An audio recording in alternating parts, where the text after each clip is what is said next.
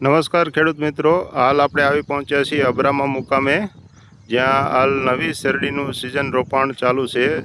Variety છે 8005, જે હાલ આપણે રાકેશભાઈ રમેશભાઈ દેસાઈના ફાર્મ પર જે શેરડીનું રોપાણ થઈ રહ્યું છે. આજની તારીખ 9/8/2026 મૃગશીર્ષ નક્ષત્રમાં જે વાવેતર થઈ રહ્યું છે, જેનાથી આ નક્ષત્ર આધારિત વાવવાથી રોગ જીવાતનું પ્રમાણ પણ ઘણું ઓછું રહેતું હોય છે અને પાકનું ઉત્પાદન પણ ઘણું સારું આવતું હોય છે, તથા આખું વર્ષ દરમિયાન ઓછી માવજતમાં સારું એવું ઉત્પાદન ખેડૂતોને મળી રહે છે.